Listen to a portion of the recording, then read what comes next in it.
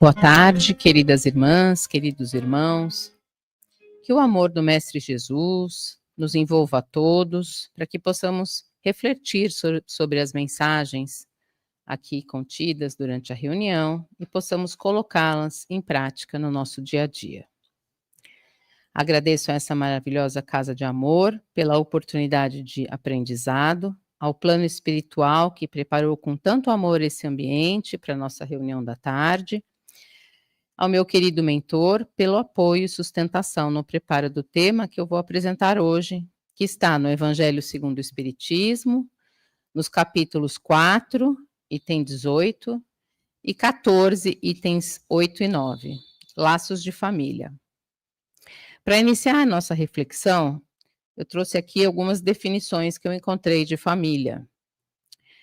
No dicionário, a definição é uma palavra originária do latim que significa o núcleo social de duas ou mais pessoas unidas por laços biológicos, ancestrais, legais ou afetivos, onde seus membros se mantêm moralmente ou materialmente, mas reciprocamente unidos, compartilhando o mesmo espaço, mantendo entre si uma relação solidária. Para a psicologia, é o primeiro ambiente no qual se desenvolve a personalidade nascente de cada novo ser humano. É vista como um espaço psicossocial, protótipo das relações a serem estabelecidas com o mundo e, por isso, é revestida de importância capital. A família se adapta a diversas configurações, diversas culturas, sendo um espaço de pertencimento, cuidados e transmissão de princípios. Funciona como a unidade fundamental que molda o ser humano para a sociedade. Segundo a doutrina espírita, pode ser definida como um núcleo sagrado, uma abençoada escola de aprendizado, redenção ou evolução moral e espiritual, reunindo almas com afinidades ou com necessidades de reparação de vidas passadas. É uma oficina santificante, planejada na espiritualidade, onde se lapida o caráter, se caldeiam sentimentos, se estruturam aspirações, se refinam ideias, transformando mazelas antigas em possibilidades preciosas para elaborações edificantes. Os laços que unem seus membros são definidos por Deus para a evolução de todos, objetivando aproximar seus membros cada vez mais da fraternidade universal. A família é considerado o nosso primeiro compromisso, o mais prodigioso educandário do progresso humano, sendo revestida dos instrumentos necessários ao aprimoramento de todos os seus membros, para que juntos possam trabalhar na edificação de um mundo melhor.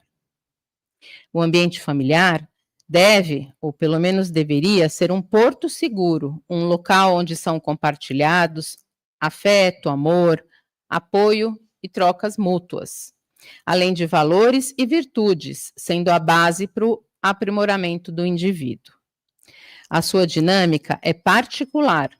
Seus modelos não devem ser rígidos, pois não existe a família perfeita, e sim a família necessária, composta por indivíduos que reagem uns sobre os outros, cada qual com as suas características, com as suas particularidades, inclinações, virtudes e dificuldades, resultado da somatória de suas existências anteriores e da atual. Aqueles mais adiantados ajudam os mais atrasados, e assim todos evoluem, promovendo a melhoria nas coletividades e no planeta. Não se trata de uma criação ao acaso, seu verdadeiro significado transcende os laços consanguíneos. Os laços de união são construídos diariamente, sendo o objetivo final transformar os laços de sangue em laços de amor. É o meio que Deus criou para que os espíritos, algumas vezes até mesmo de forma compulsória, possam aprender a pensar no outro, a conviver com o diferente, a vivenciar a resignação, a exercitar o perdão, e assim ir se aprimorando mais rapidamente. Como nos ensina Kardec, o lar é frequentemente o reencontro de afetos que desejam continuar juntos, de adversários do passado que precisam se reconciliar e também de espíritos necessitados de apoio e de orientação. Na visão de Emmanuel, no lar aprendemos lições bem difíceis: paciência, renúncia, tolerância. Não é por acaso que as maiores provas se apresentam justamente entre aqueles que mais convivem, pois é no dia a dia que aprendemos a compartilhar, a doar, a retribuir e a aceitar as pessoas como elas são, para que, quem sabe, assim possamos superar o nosso orgulho, a nossa vaidade e o nosso egoísmo. Deveria ser um espaço de pertencimento, de troca de cuidados e de transmissão de princípios, funcionando como a unidade fundamental que molda o ser humano para a sociedade. Muitas vezes, o filho difícil é credor do passado, o pai severo pode ser um antigo desafeto, o cônjuge exigente pode representar uma grande oportunidade de reajuste. A família é um mecanismo de misericórdia divina.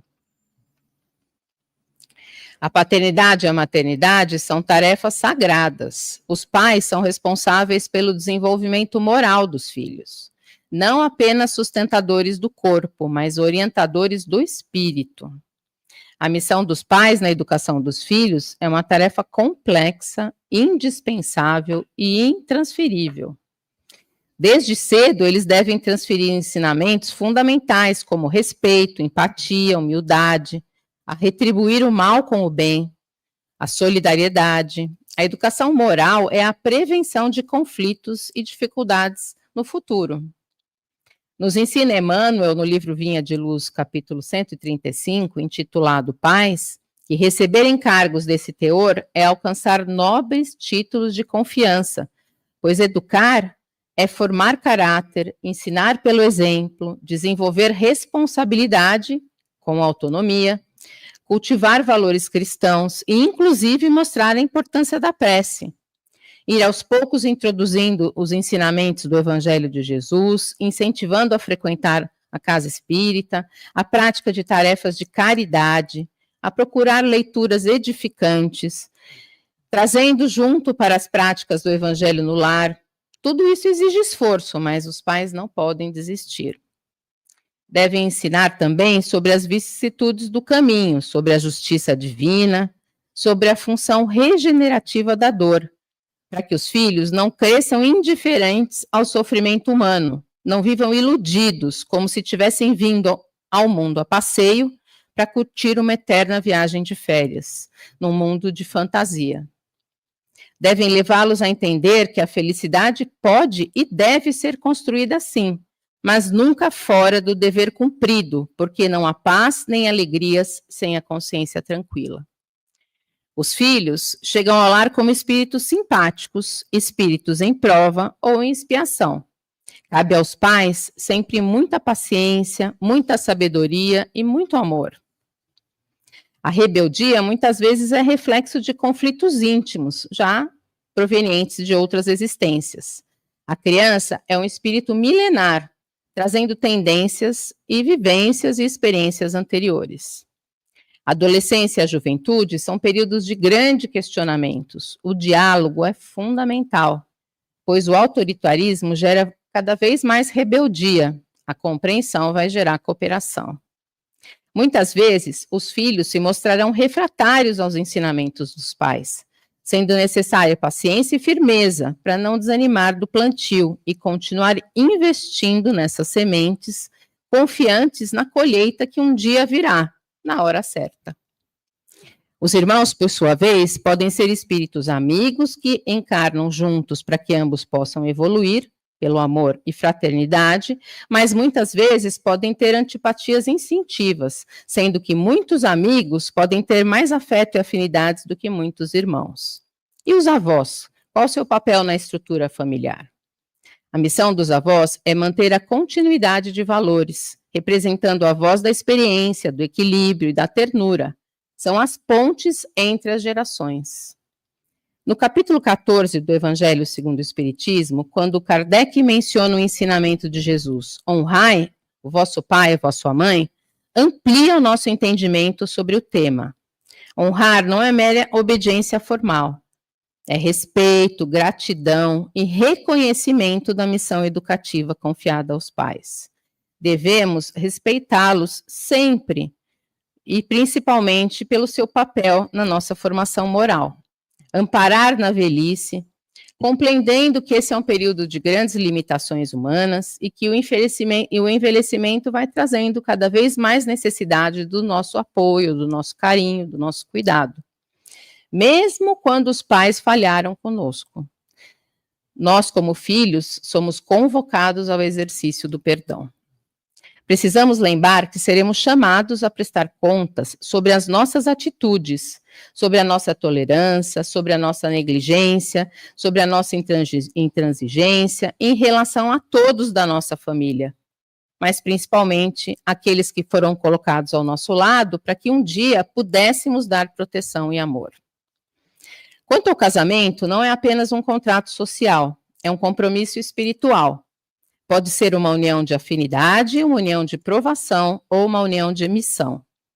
Quando fundamentado no respeito e na espiritualidade, se torna um instrumento de crescimento mútuo. Mas nem toda união é permanente. Quando o casamento se torna um campo de agressão moral ou física, a separação pode ser uma medida de equilíbrio. O Espiritismo não a condena, mas orienta muita responsabilidade, muita autorreflexão e muito respeito na tomada das decisões. Qual, então, a chave para a harmonia familiar? Para iniciar o nosso autoconhecimento, uma reflexão constante sobre o nosso papel, sobre as nossas atitudes diante das pessoas das nossas famílias, né? Porque nós temos a fraternidade, a família universal, e temos várias famílias, aquelas que a gente traz, né, que são os nossos pais, que tiveram aquelas que a gente forma, e várias famílias que a gente vai se deparando, como aqui nós somos a família Luz Divina, né?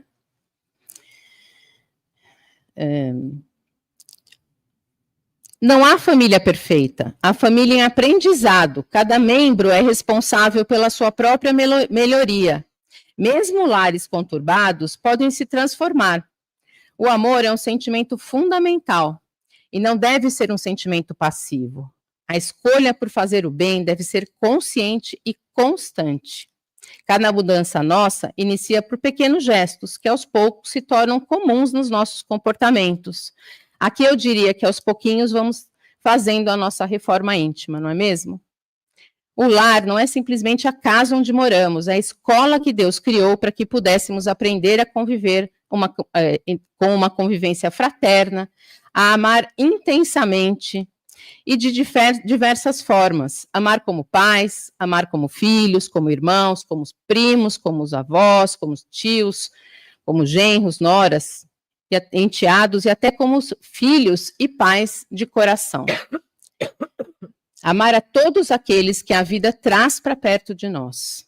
Sabemos que essa tarefa não é fácil, porque ainda nos encontramos numa sala maternal nessa escola chamada Terra, não é mesmo?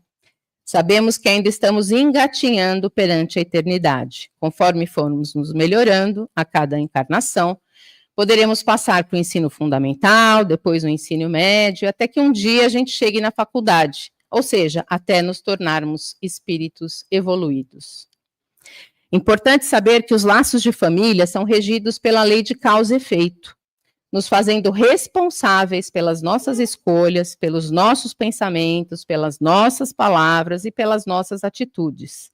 Devemos, então, sempre estar vigilantes em relação à nossa postura diante de todos os nossos familiares, inclusive sobre a visão que temos sobre aqueles mais difíceis.